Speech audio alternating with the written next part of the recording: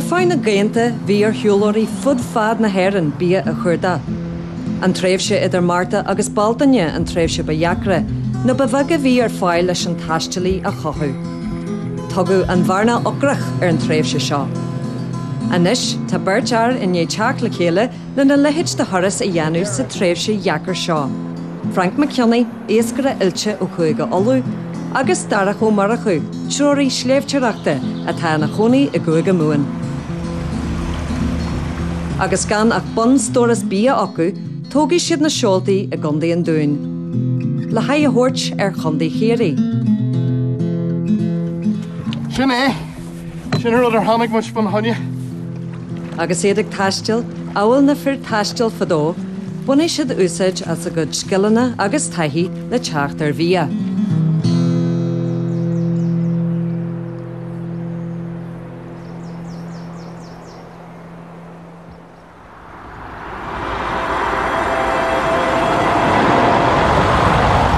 Well, Frank, colour drill. Rahamid drone na farige, sílam idir discart dún an áil tá iascracht an sin, you know. Sin astrán ada. Nas tú bhéin áit bheith mi stoppe. Wel tá locha formanach idir an dáid, ocail in stoppe an sin tá ysgugolóir an don iascracht go bhí. Sin smír ma hú. Bech, stoch mech glór glastries livna le fáid típ na háte sin. An teachtain seo, tá na lads a gultríd an iarhuisgart, trí armánach agus dún na ngáil. Cydí tar fáil mar sin don thoirithor ocrach. Os rudé gur bé loch airne an loch is mó sa cheantar, bé go leor deis na éascareachta ag na lads an seo. Agus iad a glórig néas go smó, tén siad ar farige amach ó chósta gún na ngáil. Agus seans go méid thorú éigen as an lonaíocht éascareachta trécha an port. Ach sal an nimíonn siad ó armánach, stoppan na stócaí ar óan na hairne, áide bhfuil ar sainiúlaí éascareachta Frank, ar tí cineal difriúil éascareachta na mar atá se cleachtaí leis a rial, mar atá éascareacht chuaille. Seo rud nar rial mar rio ribh, agus le bheith daoire faoi, hilma a gcónaí gur cuma ar go bhfuil se mastra ládsearnach mar sais éascareachta. Agus sé an rud a dhéanann na daoine áitiúla an seo ar bhrúach na locha agus na hawan an seo bhirmánach. Mar sin de, tá se cumáid agam ar rial. Tá tá ar Frank go bhfuil sé faoi chuirim cumasach an choirí éascareacht chuaille John Potters. Is mai an rud, nó le suachan agus chuaille 8 dreit déagaige is cinse gur bé Frank an téasc as isce an seo. Is gasta hen sé daithí ar an techníc agus ní fada go gceapan sé a chéad ráiste. Mar sin é, na chéad ráiste ar an dóí seo éascareachta agus camera. What's your pleasure? That's a typical roach for the River Erne, which is about 4 inches. Mas sin an gra ráiste, bé ar rud gitan ní smó a cheapú mas mai leis béle de bhirt a dhéanú. Sin rud a bhhaile Frank a cheapú na perse, agus sin an rud a aon sé an chiad iríala. Seo an perse, agus tá sé aonta bag buideach, agus éisc galanta iad seo, na dahanna, na strípaí, tá sé cosal leis an lúis is éisc sealaige iad. Ach, tan cinn seo rud bag buideach, ach tá mé ceann ní smó a gine, tá sé bra blasta cumáid.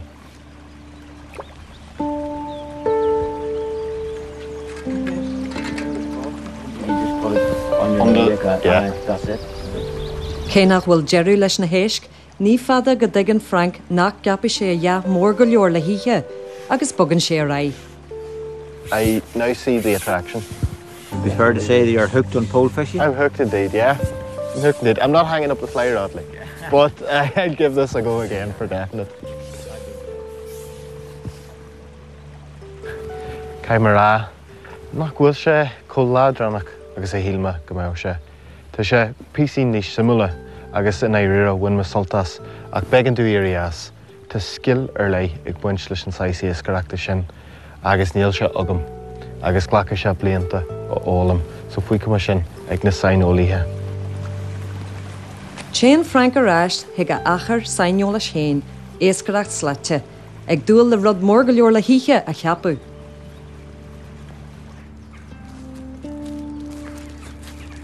Idir an dálíonn sa chuil tá darach ar chóir faitiil glas. Tá roiint glasar pacht go an seo. An garbhlas is anam dó. Dála an scéal sa seanléitheanta, thugtaí é seo doghine in anra chun go galidís máchan. Nis, ní féad linne a heile máchan a chaúint ar an dros seo, ach éarthann fós gúil annach chud maithas le an seo ithe. Sa seanléitheanta chumá, úsáidtí na síalta mar ábhar café, tá plán de haon gcuirte leis an plán de café. Iontaí iad a bhailú sa bhór agus na síalta a rósta, díorchan os café. Ar bhruacht na háin, thocraí Frank an tlaat ritlanach le malú speisialta, le liús atá gol haris a bhalú. Sin ré le gáil san isce.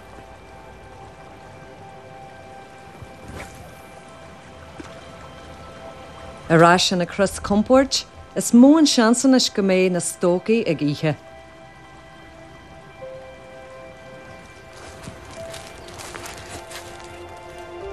Bhailí darach caisehhain ar a aitil sa chuil, is féidir an bla is na daileoga a chur le salad.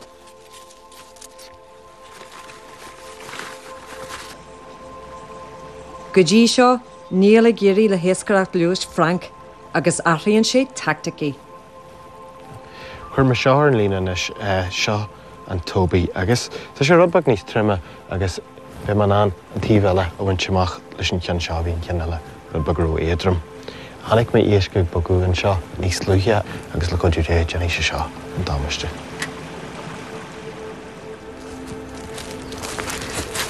Cé nach bhfuil mór an dá ag Frank Cosseán, tá ag géirí le toiríocht darach sa chuil. Tá blá álann fachta go an seo, an Saracín. Is blá ag bhfuil annach chud scéalta béilead sa buint leis. So mit sálaíocht i támbó cúlna, chuig an léach néire isteach i lis sióga, as chun an écht mór sin a chrathú tháina sé amach leis an Saracín. Chú sé isteach sa lis sa bhór, agus ní ásan an Saracín a mó sa gnátail sa bhór. Ach a stig i lis sióga áit gúil an tham costa tailsú síos as bunas cion, bhí an Saracín ag fós. Cé go bhfuil go leor acu an seo, is planda é an Saracín atá mhail agus cosan sin dlíar. Ní heagla darach ach bagan acu a bhailú.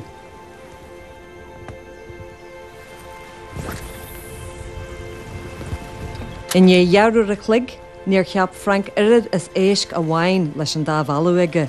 Cé go raibh sé gardá coppléirí.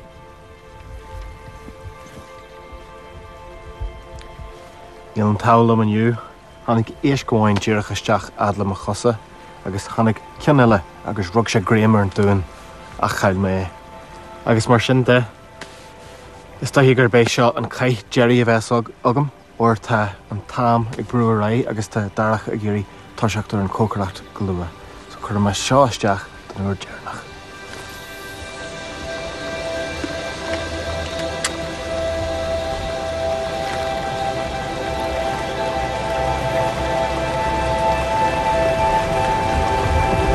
Sin é, ballthúir ríist.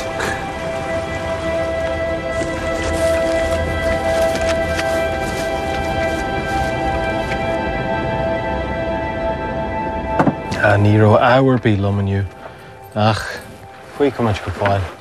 Uairt a gcathair bí deas tú Fós go leor livna híos a chuil, tá sé chomhlóirseach híos an sin. Tá go maiid.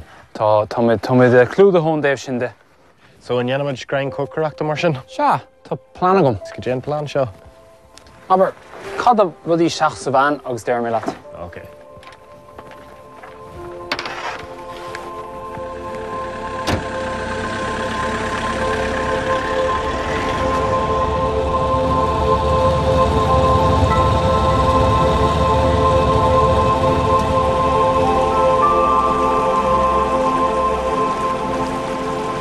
Agus iad beirte ganú, téan na lads heag tránis, ceann de chéad chéige a cethir a lainn a lochairne. Tá stair himúil ag na haláin seo. Le linn an gáirt a mhór, ní ró dúchan na brataí in an réimse mór isce a thrasnú, agus bhair na prátaí. Mar gheallar sin, chuidí na prátaí a lein seo leis na daoine áitiúla marachtail.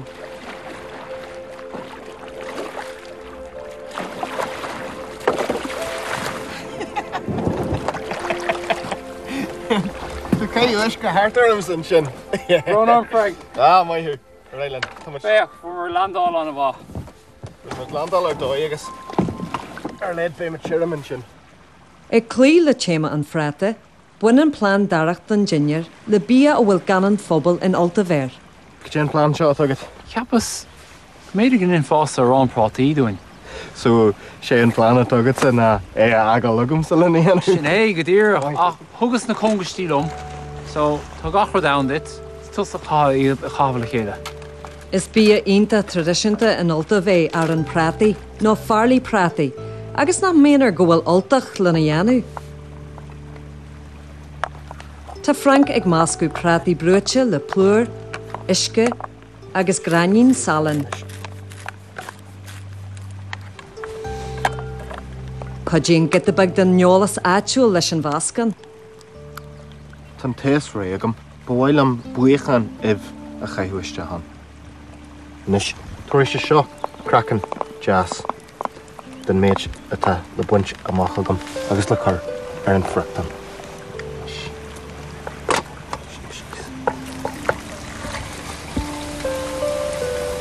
Alwaíon darach na glasraí le fiúchu a bhain seastú, máscan garbhlús agus rútaí garbhlúsa. Tá chun tuamas den nómant a thuirt op sin. Beidir gin in frucha ar an óbhatá fácha agus tá amagan.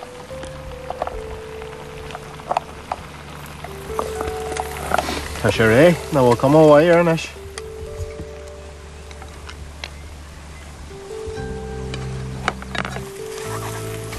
Tá sé ionta oltach mar bhéal in acuil. Dóileat. Tá, ar an prátaí ibh frachta. Níl de dhéhanis ach bagún, ispinní, potógrú agus bháin, mushrún agus pónarí. An sin bheith frichú altach agad. Sin gáda. Seo fáifa, seán fáig bhfuil muid ar a bhóthar. Bheag saoi i gaiite galanta chus le seo. Cá mé rát an trán seo anna blaster fad. Tá sé, deas leis sin ibh.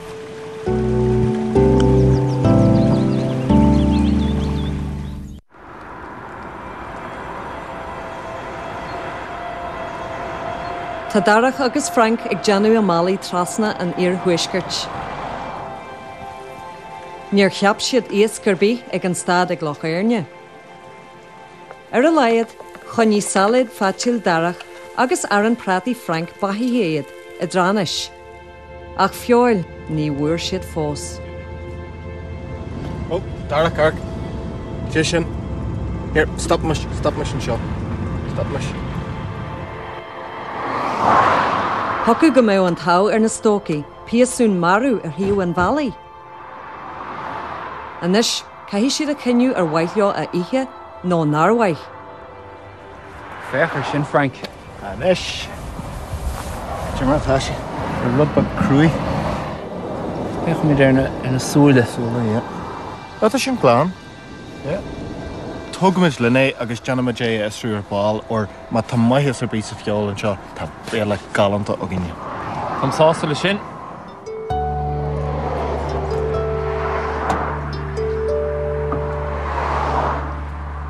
Agus tá harbhan nach iad a bhharí é, tá sé le tógáil.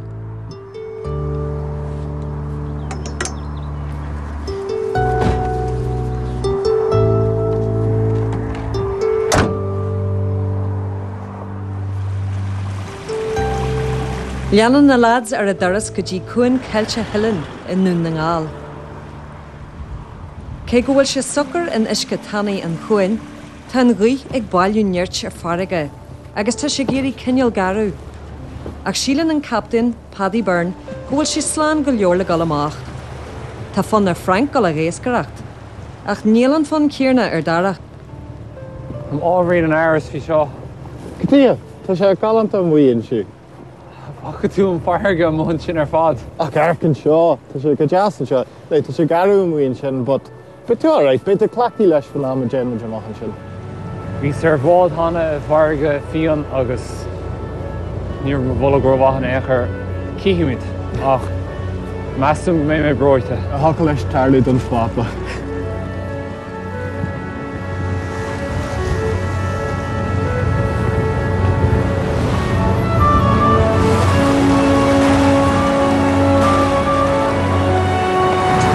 Íar seo!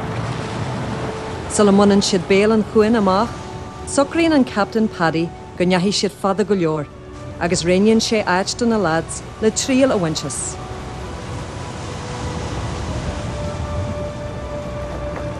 Sé ionta garú, tá seo Jackar.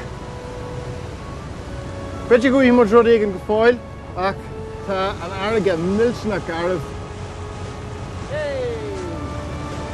Sé darach a cheapan éasc ar dús. Hello, Frank. Sin ascan ganniamh éiscatán cé gur dugtar ascanar. Well, chuir é facht go mé there ach níomró ródú las sé anna bheog ar fád. Tá sé ar nós píoth mór.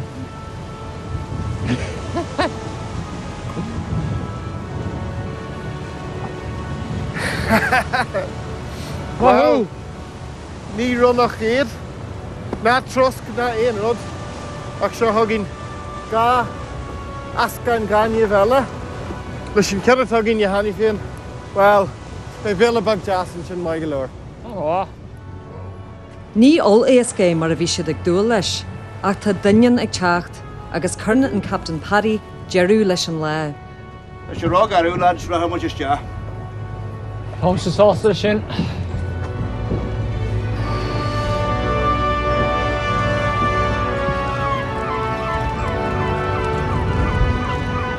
Agus é chur buaistí níl do réag na lads ach na héisc a chucaráil sa bhain.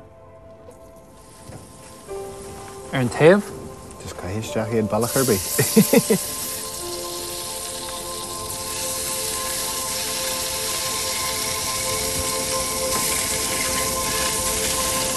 Bolú deasa. Bhí sin ó sardines be seán na ghirt be gara an mé. Yeah, bé sé. Ach, bé sé deas. Sinead, is réile go.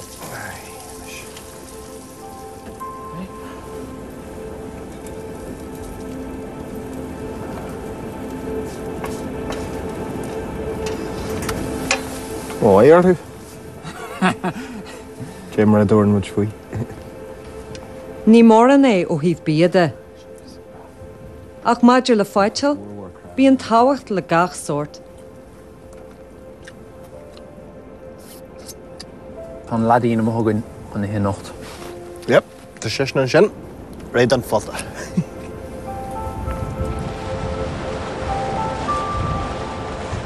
Agus iad ag teacht a ráis ar a chósta, tá planda feici ag darach ar híh an mhuachar. Glúnach bhirach atá an. Ach ní spéis anrach atá an do darach. Mel seo atá an, dar leis. Nuair a thugant glúnach bhirach a fásanát éigean, blachann sé sillamh ar an talamh agus fásann sé go forleathan, ag glan amach gach planda eile. Tá midnach an úsáid an núnad rhubarb i rhubarb crumble. Caithfar daimh dóg an úsáidtí an planda óg ar fad. Is féidir an duilóga úsáid mar glasra a caithfar beirú máthúir dóibh. Folóirmhdíobh ná cá an farasfór amach an éonáit sa ghordín mar scapi sé. Ní gá ach port bídacht an duilóg as an sin scapi sé ar fud de ghordín as minhiise de ghordín.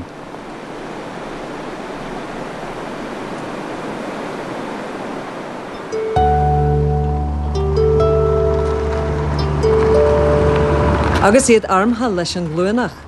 Imíonn na stócaí i drá na lonaíochta éascaireachta trécha, an port.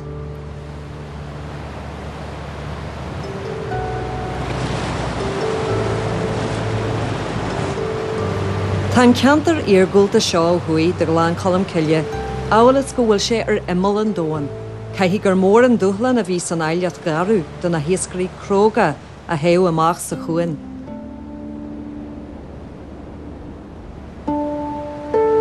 Fanhí na lads gar don chósta lena egail cén sort fátil cósta a tar fáil. Díríonn darach ar an neaman agus bailíonn sé carragén, faman bhla gínach agus glasan. Slug éisc chuirm Frank agus bailíonn sé Barney agus fuochan.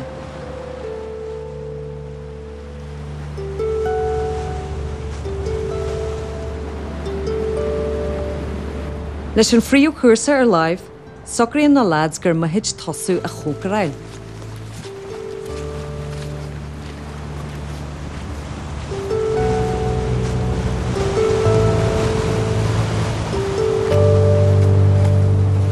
Olbhaíonn darach an téin.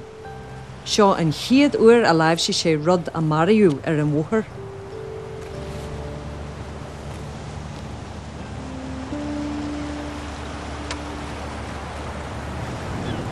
Inéon chud is fearr den neoil a bhaint, Janan na stócaí grin staidir air. Nu sé an term ggóil sin sláán. Se ní bulla lufa in éair. Sin choirí má. Agus iad sásta go bhfuil an neoil slán, leanan na stócaí den chócaráil. Oh, Frank, we should show go hauling. Tá com hénta chur rás éasta.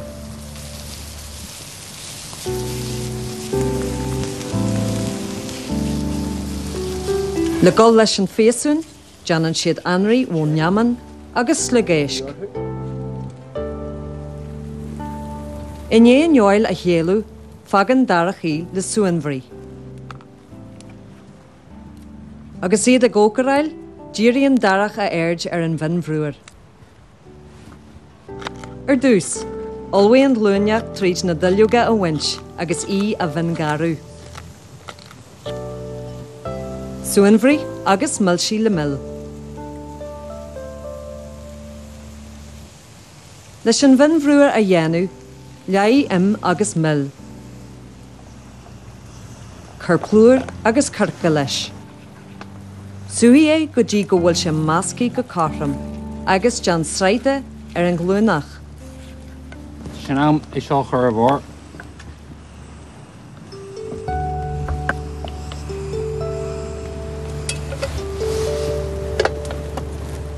Agus an minbhrúir a bhacail, blasan na lads den anraí mara. Ach níl sé mar a bhí siad ag dúil leis. Ja, mór an blas ar car mar an. Tá blas éigent ar, ní sé óg. Bíocha heile go Frank. No, gur an maigad. Béidir go mé an príomh chuirsa níos fearr. Seo é mar sin, písún, roadkill, bhfuil tuagsú leis. Táim go mór. Mágad. Nugget. Agus tugam a cosamach sin dait go mai. Mágad. Leis. Tá sé seo tuilte gin.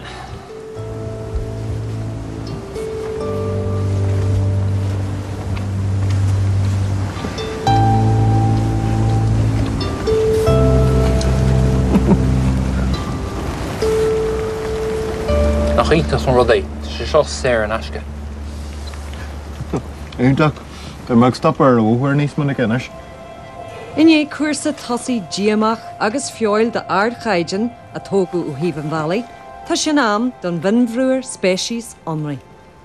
Déchan sé díorchan os rúbarb. Neadar bhfuil sé gailte leis. Tá go bhfuil. I mean, tan comach ar na air agus tan blasc ar na air, cai go siad gealta. Sin trí chóirsa suntasach atá fachtagann ón bhíontas iniu. Tás agam na bhuairmuid. An irid éiscin seo, gus a bhí muid géirí. Ach, bhí go leor eile ar fáil. Tám sé garí lán in isbe am stoppad na nithe seo. Lumar sé lán go mhaith ach sé Jackar stoppu. Cúpla lá thar eile ag na lads. Fiú agus an tam ba ghortaí den bblion an don áitiil. Bhuaigh siad sa chance agus líonn siad an gáile. An teachtain se thugainn, bailíonn na stócaí spaghetti famaine don bhíos pasta gaelach.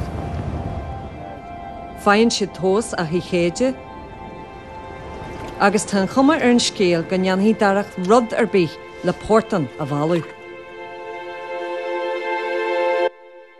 Fós le hiocht an seir TG Cahar a bula cormach de bara le Julie Feeney chun labhart lé faoine tríú album. Sin imol le tíocht chugaí gan mhail, agus níos stearnaí is beag nach gáilíonn Hank Fust faoin ansaí rinne seir Jesse, Breaking Bad nach der TG Cahar.